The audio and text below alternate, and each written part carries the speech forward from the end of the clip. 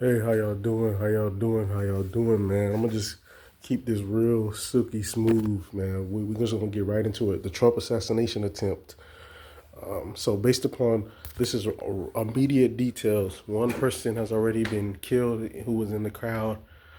Supposedly, Trump might have gotten grazed, but he says he's safe, and the assailant is dead. No word on who the assailant is, how he got in. Was there any sort of check for weapons and all of that? But one thing that we need to look to when it comes to this assassination attempt is what is the precedent for this historically? Have we been in a similar situation before? Has there ever been presidents that have been assassinated? Yes. Has there ever been attempts on current and former presidents' lives? Yes. Can we break these down? Yeah, we can break it down. And can we break down what era we're in right now? Right now, we're in a panorama era right now. We're in the same energy that helped to the rise of Hitler right now. It was a dream. People don't even know who they are, what they are, if they're a horse, if they're a man, or if they're a woman, if they're a little boy, if they don't know nothing. Oh, this dream-like world where there's no reality, and you just if whatever your mind says you are, that's what you are. That's the same energy that helped the rise of Hitler in Nazi Germany prior to Hitler's rise to seizing power. They were in a dream-like state. They didn't know what reality was. The country was in a high inflationary, hyperinflationary time period. Is that not the same shit that we're in right now? See what I'm saying? And the beer hall putsch, is that not reminiscent to the 2020 uh, coup attempt by the Trumpsters and the maggots, neo Nazis as I call them, not conservative, not alt right. Call them what they are: neo Nazi fascists. That's what they are. So this is what we did. This is what we're dealing with right now. And so, is there precedent to all this? Yeah. And Trump's rise is Hitlerian in nature. Hell, everything he's taught, he's basically following hook, line, and sinker. His supporters can be reminiscent of the brown shirts and the black shirts. Like, you know, and he's openly talked about assassinating people who are disloyal and dictatorship and all that. And the Supreme Court just authorized him to gain more power. Remember, a lot of what Hitler did to rise to power was basically legal. He was given emergency powers. Is that not the same thing the Supreme Court is doing, giving him emergency dictatorial type powers with that Supreme Court decision getting passed through? And him saying he wants to be a dictator for just one day, like this is what we're in right now. And so, at the same time, is there precedents in the U.S. to assassination attempts? Yes, or assassinations. Ronald Reagan, FDR, JFK. Uh, FDR, you'll say yes. Uh, During FDR's first campaign, while he was trying to become president, they were trying to kill him and missed and got the mayor of Chicago. I think in Miami, Mayor Daley, if I'm not mistaken. So we got that. And then if you want to go into the 19th century, what was it, Garfield? He was assassinated. Um, then of course Lincoln, and then Aaron Burr assassinating I think Alexander Hamilton. So like we have precedents to this. This is not the first time this has happened, and I'll go to the three most famous cases of I'll go to the three most famous cases of assassinations that were carried out.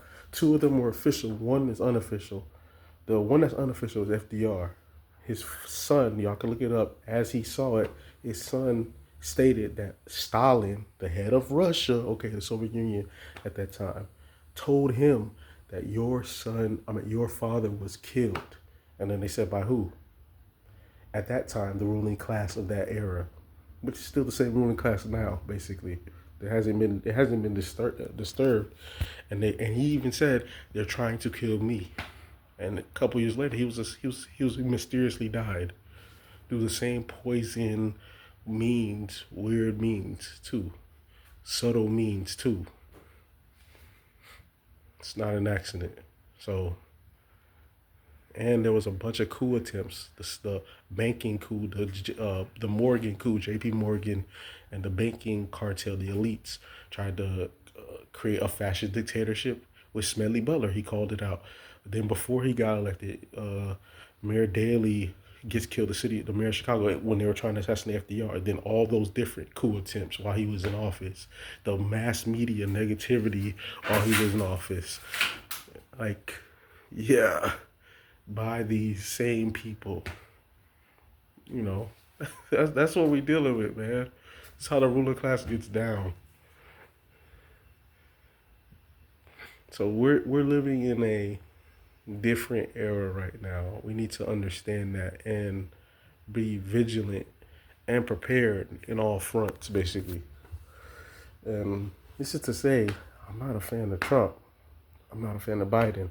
I think that we need more for the people with legislation like price controls, capital controls, like they have in France, so that the price of things can be low and then it be subsidized. And then people will be like, "Hey, how you gonna pay for it? 1% Wall Street sales tax, and and the same Federal Reserve money that is given to the major banking cartels that could be used to subsidize whatever the prices are, so that people can live and not die or be homeless or be on the verge of starvation, for real. And then enhance the social safety net. Don't cut it. And once again, how can they pay for it? 1% Wall Street sales tax and Federal Reserve subsidies.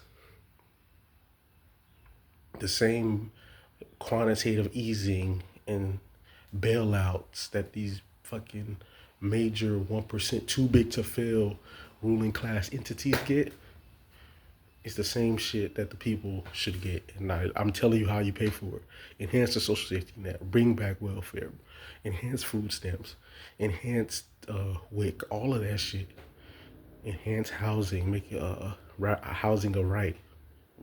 Reinstate, do what FDR was going to do. Like I keep mentioning FDR, Economic Bill of Rights.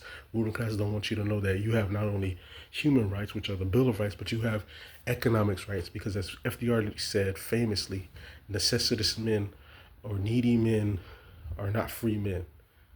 So, and which is true. And men meaning women, men, kids. So that was to enhance your economic rights so that you have universal income, so you have an economic floor. That was MLK was saying the same thing. JFK was trying to do the same thing.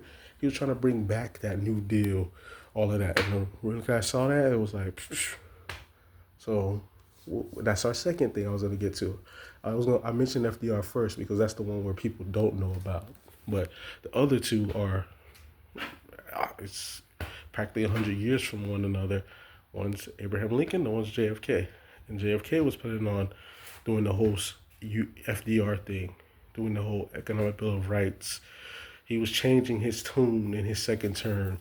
His first term, he was sent there to do the bidding. They thought he was going to be a sex maniac that they could basically lord over. But then he caught a sense of himself and wanted to do the right thing and pass civil rights and like black people rights and stuff like that, and bring back the greenbacks and bring back that New Deal, Economic Bill of Rights, the whole nine. And it was like, oh yeah.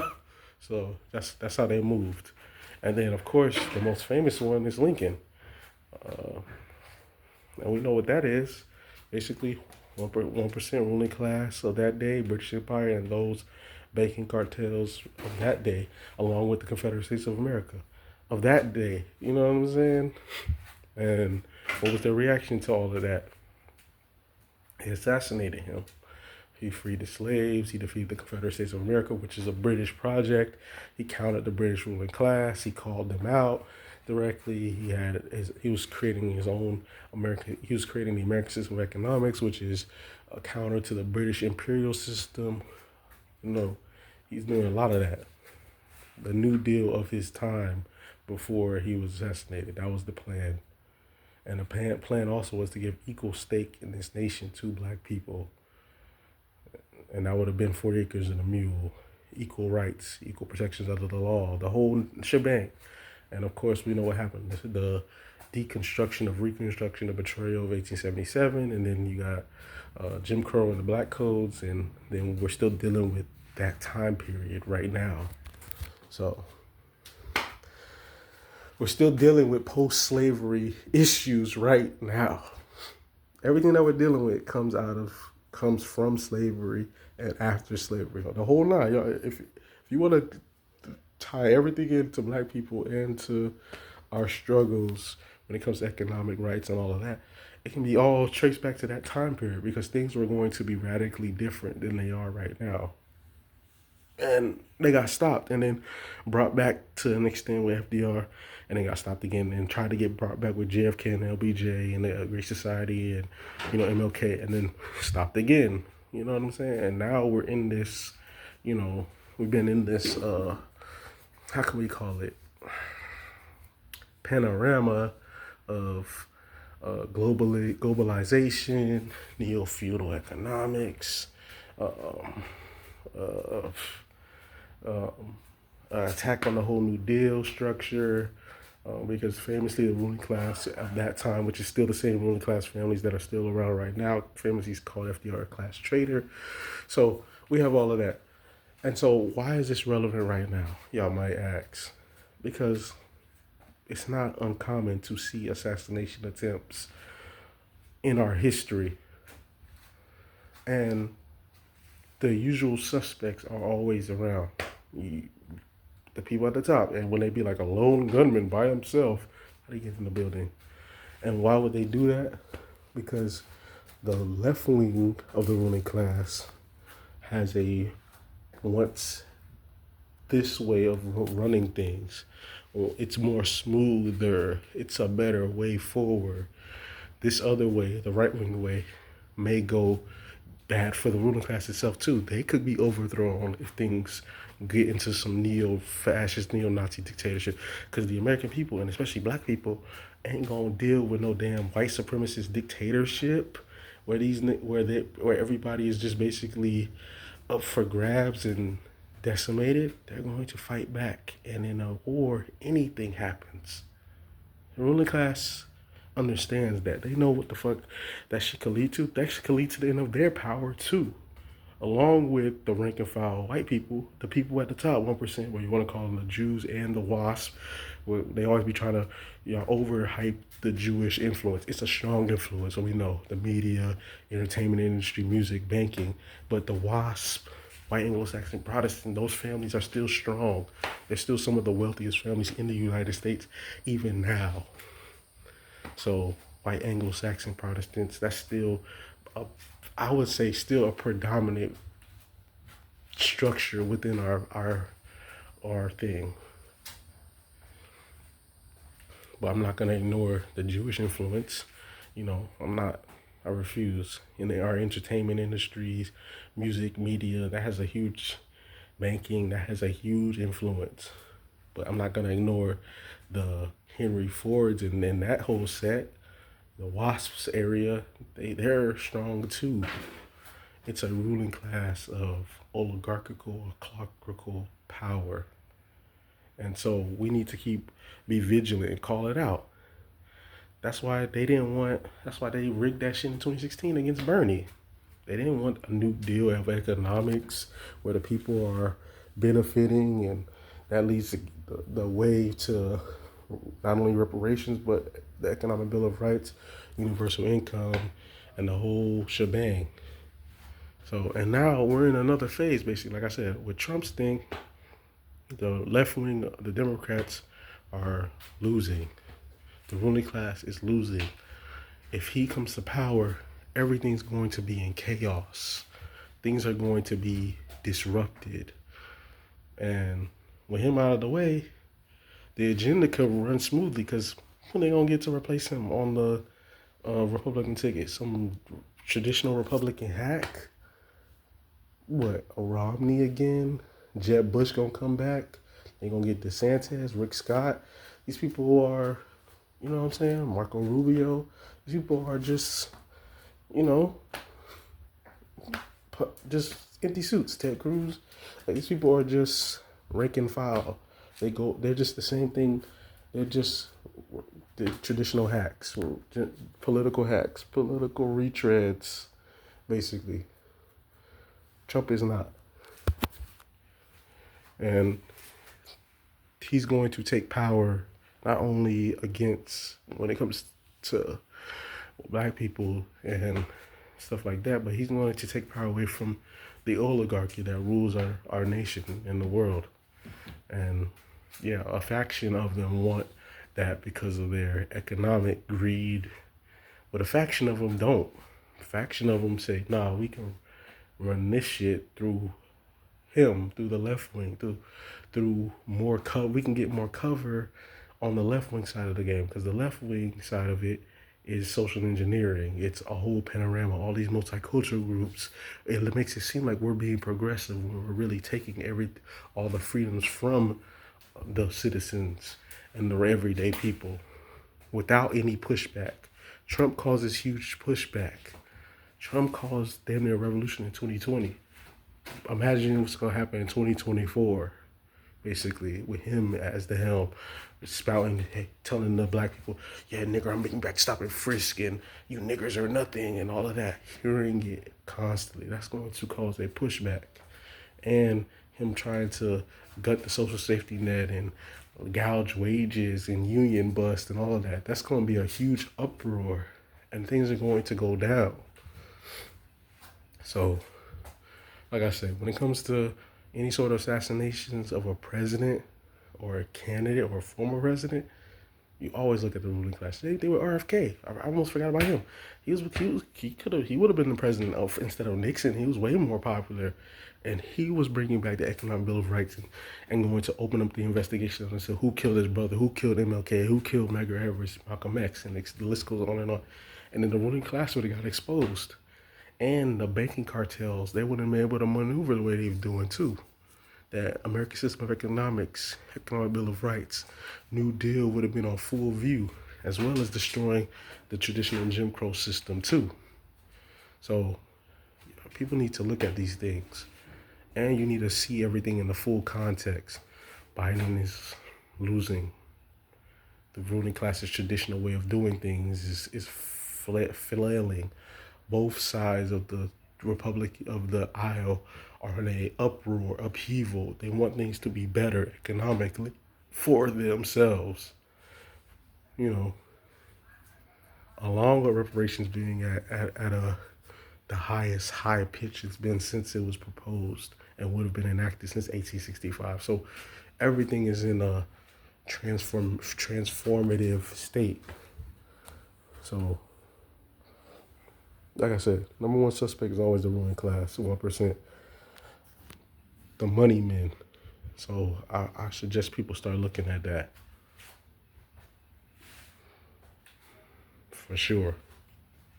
So, like, share, subscribe. I thank y'all for watching. And, let's continue. One more thing, too. Let's make sure we continue to control the narrative and be prepared for every and anything that could happen. So, like, share, subscribe, and you're gonna see more videos of this for sure, especially with when more information comes out. But this is my first, reaction to all of this.